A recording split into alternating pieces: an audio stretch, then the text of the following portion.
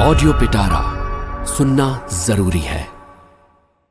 आचार्य चाणक्य एक ऐसी महान विभूति थे जिन्होंने अपनी विद्वता और क्षमताओं के बल पर भारतीय इतिहास की धारा को ही बदल दिया। मौर्य साम्राज्य के संस्थापक, कुशल राजनीतिज्ञ, चतुर कूटनीतिज्ञ, प्रकांड अर्थशास्त्री होने के साथ ही नीति शास्त्रज्ञ के रूप में भी वे विश्वख्यात हुए। इतनी सदियां गुजरने के बाद भी आज भी यदि चाणक्य के द्वारा बताए गए सिद्धांत और नीतियां प्रासंगिक हैं तो मात्र इसलिए क्योंकि उन्होंने अपने महान अध्ययन, चिंतन और जीवानुभवों से अर्जित अमूल्य ज्ञान को पूरी तरह निस्वार्थ होकर मानवीय कल्याण के उद्देश्य से अभिव्यक्त किया। तो आइए इसी के साथ शुरू करते हैं चाणक्य नीति सूत्र सहित।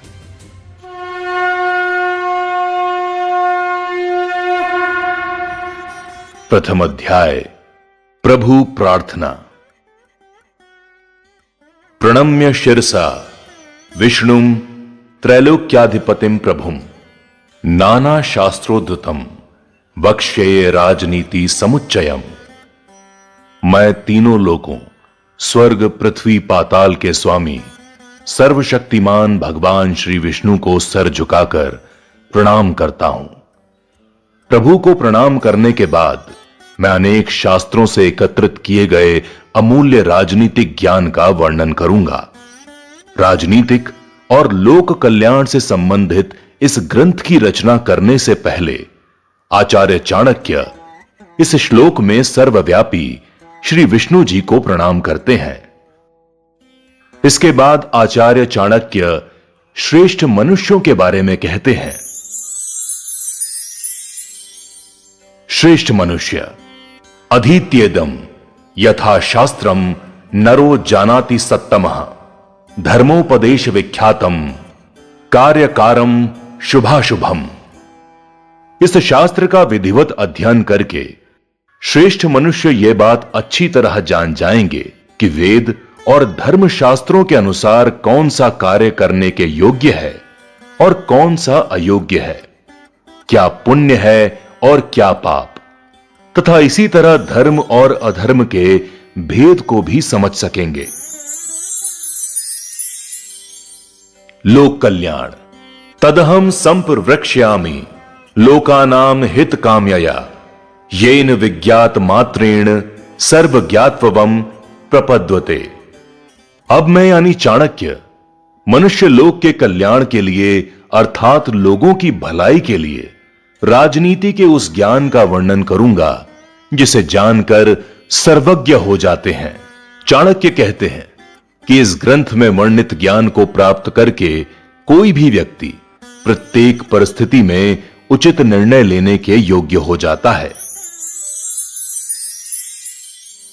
मूर्ख को शिक्षा। मूर्ख शिष्योपदेशेन दुष्ट स्त्री भरणेन च दुखितः संप्रयोगेण पंडितो अप्यवसीदति। मूर्ख शिष्य को उपदेश देने से, दुष्चरित्र स्त्री का पालन पोषण करने से, दुखी व्यक्ति के साथ संबंध रखने से बुद्धिमान व्यक्ति को भी कष्ट उठाना पड़ता है। चाणक्य कहते हैं कि मूर्ख व्यक्ति को ज्ञान देने से कोई लाभ नहीं होता। दुष्चरित्र स्त्री का पालन पोषण करना भी सज्जन व्यक्तियों के दुख का कारण बन सकता है। इसी प्रकार जिसका धन नष्ट हो चुका है, ऐसे व्यक्तियों से किसी प्रकार का संबंध रखना बुद्धिमान मनुष्य के लिए अहितकर हो सकता है। इसीलिए बुद्धिमान मनुष्य को मूर्ख, दुष्चरित्र स्त्री एवं दुखी व्यक्ति तीनों से बचकर रहना चाहिए। मृत्यु के कारण दुष्टा भार्या शठम मित्रम भृत्यश्चोत्तरदायकः ससर्पे च ग्रहे वासो मृत्युरेव न संशयः। दुष्ट स्वभाव की पत्नी, धूर्त मित्र, जवाब देने वाला मुंह फट्ट नौकर और ऐसे घर में निवास जहां सांप होने की संभावना हो, यह सब स्थितियां मृत्यु का कारण होती हैं। चाणक्य कहते हैं कि जिस घर में दुष्ट स्त्रियां होती हैं वहां गृह स्वामी की स्थिति मृतक के समान होती है। इसी प्रकार धूर्त स्वभाव वाला मित्र भी विश्वास के योग्य नहीं होता। जो नौकर पलटकर अपने मालिक के सामने जवाब देता है, वो कभी भी हानि पहुंचा सकता है। इसी प्रकार जहां सांपों का वास हो सकता हो, वहां रहना भी घातक हो सकता है। विपत्ति में सुरक्षा। आपदेर्थे धनम रक्षेदारान रक्षेध नैरपि आत्मानं सततम रक्षेदारैरपि धनैरपि। किसी विपत्ति के समय के लिए धन की रक्षा करनी चाहिए और धन खर्च करके भी पत्नी की रक्षा करनी चाहिए। लेकिन पत्नी और धन से भी अधिक जरूरी है कि व्यक्ति सबसे पहले स्वयं अपनी रक्षा करे। चाणक्य कहते हैं, विपत्ति के अनुसार बुद्धिमान व्यक्ति को बुरे दिनों के लिए धन का संग्रह करना चाहिए, क्योंकि दुख में धन ही मनुष्य के काम आता है। परंतु जमा धन से भी अधिक पत्नी की रक्षा करना जरूरी है। लेकिन धन और पत्नी से भी पहले व्यक्ति को स्वयं अपनी रक्षा करनी चाहिए, क्योंकि अपनी रक्षा होने पर ही धन रक्षा और स्त्री रक्षा की जा सकती है। धन का महत्व। आपदर्थे धनम रक्षेच श्रीमताम कुत आपदः कदाचि चल्लते लक्ष्मी संचितो अपि विनश्यति। विपत्तियों से मुक्त होने के लिए धन की रक्षा जरूर की जानी चाहिए, क्योंकि जिनके पास धन होता है वे किसी भी विपत्ति का सामना आसानी से कर लेते हैं। हां, कदाचित दैव योग और चंचल होने से संचित लक्ष्मी यानी धन भी नष्ट हो जाते हैं। चाणक्य कहते हैं कि मनुष्य को विपत्ति के समय के लिए धन का संग्रह जरूर करना चाहिए। लक्ष्मी का स्वभाव चंचल होता है, किसी भी समय वो मनुष्य को छोड़कर जा सकती है। ऐसी स्थिति में उसे अपने पुरुषार्थ पर भरोसा करना चाहिए। स्थान का त्याग। यस्मिन् देशे न सम्मानो न वृत्तिरन च बांधवा न च विद्या गमोपयस्ति वासम तत्र न कार्येत। जिस देश में आदर सम्मान न मिले, जहां आजीविका का कोई योग्य साधन न हो, जहां कोई भाई बंधु भी न रहता हो तथा जहां किसी प्रकार की विद्या प्राप्ति की संभावना भी न हो, ऐसे स्थान को छोड़ देना चाहिए। अर्थात किसी देश या स्थान पर जाकर यदि कोई नई विद्या या नया गुण सीखने की संभावना ना हो, तो ऐसे देश या स्थान को तुरंत छोड़ देना चाहिए। धनिकः श्रोत्रियो राजा नदी वैद्यस्तु पंचमः पंच यत्र न विद्यते न तत्र दिवसम वसेत।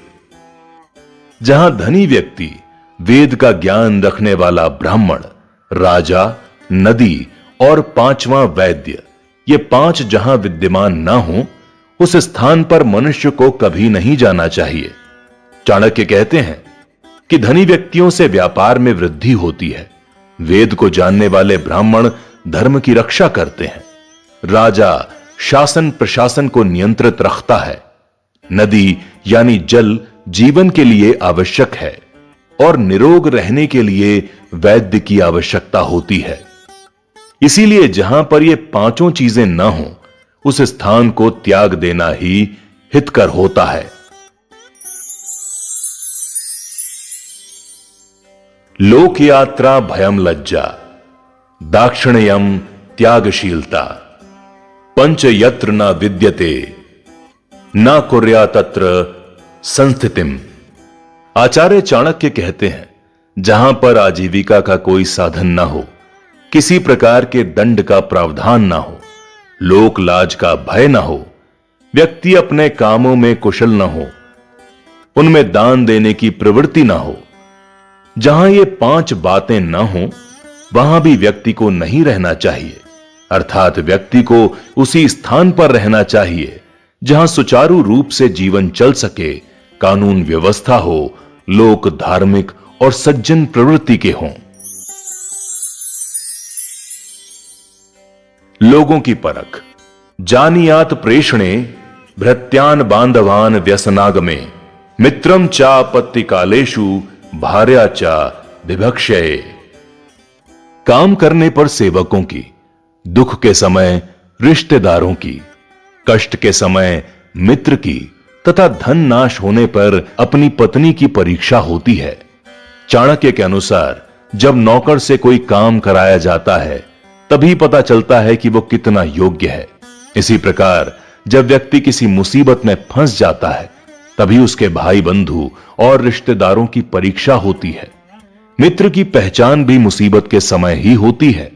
इसी तरह जब व्यक्ति निर्धन हो जाता है तब उसे अपनी पत्नी की वास्तविकता का पता चलता है। आतुरे व्यसने प्राप्ते दुर्भिक्षे शत्रु संकटे राजद्वारे शमशाने च यस्तिष्ठति स बांधवा। बीमार होने पर, दुख के समय, अकाल पड़ने पर, शत्रु से घिर जाने पर, राज दरबार में तथा किसी परिजन की मृत्यु के समय आदि में जो व्यक्ति साथ नहीं छोड़ता, वास्तव में वही सच्चा मित्र होता है। आचार्य कहते हैं कि व्यक्ति का सच्चा मित्र वही होता है जो दैहिक, दैविक या भौतिक किसी भी प्रकार की विपत्ति के समय उसका साथ नहीं छोड़ता। लालच। यो ध्रुवाणी परित्यज्य अध्रुवम परिसेवते ध्रुवाणी तस्य नश्यन्ति चाध्रुवम नष्टमेव ही। जिस चीज का मिलना पक्का निश्चित है उसको पहले प्राप्त करना चाहिए या वो काम पहले कर लेना चाहिए। ऐसा ना करके जो व्यक्ति उस चीज के पीछे दौड़ता है जिसका मिलना निश्चित नहीं है, उसे मिलने वाली चीज भी नहीं मिलती है। चाणक्य कहते हैं कि लालचवश व्यक्ति को अपने निश्चित लक्ष्य से नहीं भटकना चाहिए, अर्थात व्यक्ति को वही कार्य करना चाहिए जिसे पूरा करने की उसमें सामर्थ्य हो।